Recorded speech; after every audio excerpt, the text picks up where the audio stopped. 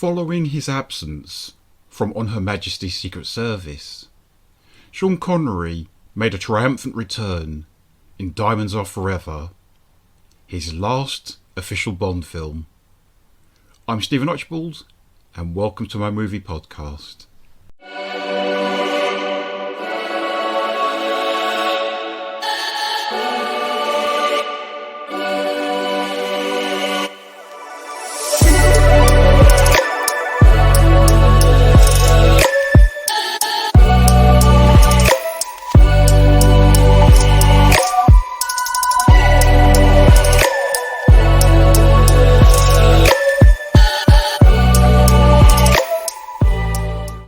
Hello, I bid you a warm welcome to my podcast, They Came From Within, Cult Movie Reviews. License renewed. Diamonds Are Forever, 1971. Although it did eventually make a profit, the producers of the Bond franchise, Albert R. Broccoli and Harry Saltzman, were stung by the relative box office failure of On Her Majesty's Secret Service.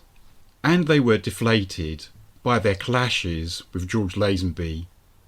Therefore, they were more than happy to pay an exorbitant amount of money to bring Sean Connery back for one last film. In fact, United Artists insisted he be brought back. Connery was paid over $1 million for his services, a huge amount of money for the early 1970s. And the gallant Sean donated his sizable fee to the Scottish International Education Trust.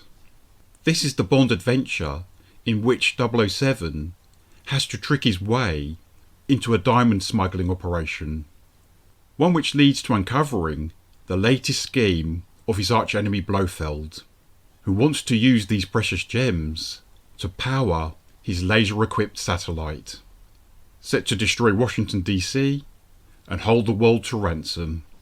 Even though Connery had only been away from the Bond flicks for 4 years, he looks much older here than he did in You Only Live Twice. Despite this, he still exudes a great deal of charisma on screen, and he looks far more at ease than he did in the previous picture. The film's overall lighter tone certainly would have helped.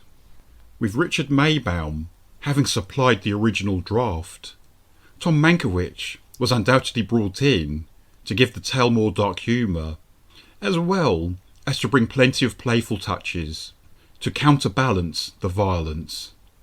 The previous Bond films occasionally wandered into the fantastical, whereas Diamonds Are Forever was the first one to almost feel like a parody of 007 movies, in a good way. So, it could be argued that the template for Roger Moore's more outlandish James Bond pictures, The Spy Who Loved Me, Moonraker, Octopussy, and View to a Kill, was created by this one, starring Sean Connery. The fuss that's forever generated about George Lazenby replacing Sean Connery in the previous picture usually makes people overlook other key changes in casting in this period. Here, we're on to Bond movie number 7, and it's the one which presents us with a third actor playing Blofeld. Having seen Donald Pleasance's face in You Only Live Twice, and Telly Savalas's in On Her Majesty's Secret Service, we now get to gaze at the imperious features of Charles Grey. However, Blofeld is no longer bald. He has a full head of luxurious white hair, and now speaks with a plummy English accent. Although, it's good to see he still has a penchant for fluffy white cats.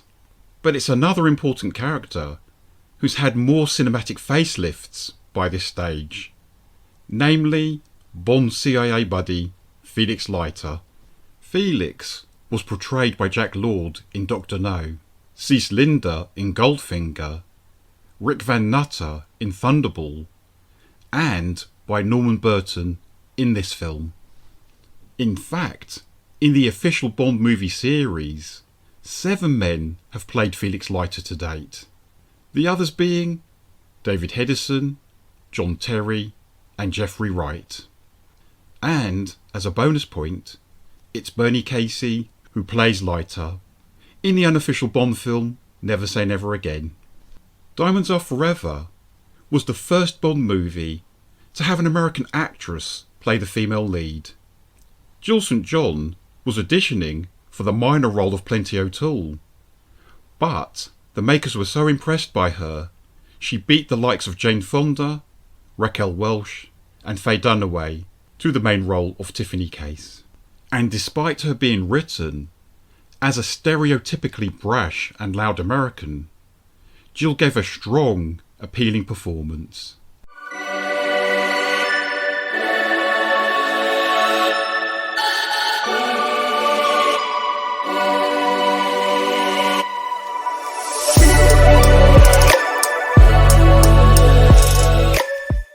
The beautiful Australian actress and model Valley Kemp, who played Volnavia in the delightful Dr. Phibes Rises Again, was set to play the party girl, Plenty O'Toole.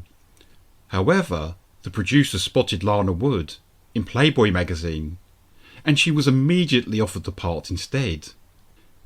Despite his still being married to the Australian actress Diane Cilento at the time, it was reported that Connery had affairs with both Jill and Lana during filming. The irony being that after Lana's wonderful sister Natalie Wood died in tragic circumstances in 1981, her spouse Robert Wagner went on to marry Jill St. John. Apart from, say, Alfred Hitchcock's Rope from 1948, it's very rare to see a couple of gay killers in a movie. It was certainly a Bond first in Diamonds Are Forever. The Spectre assassins, Mr. Wint and Mr. Kidd, are played, respectively, by the actor Bruce Glover and the musician Putter Smith. Years later, Glover revealed that he and Smith played a prank on Sean Connery. On set, they led him to believe that they were openly gay men, Connery only becoming aware of the ruse when he spotted Glover chatting a woman up during a plane journey. Mr. Wint and Mr. Kidd aren't the only same-sex killer duo in this film. 007 is forced to do combat with a couple of Blofeld's bodyguards, the awesome, acrobatic Bambi and Thumper, who were played by Donna Garrett and Trina Parks. This energetic encounter is certainly one of the film's highlights.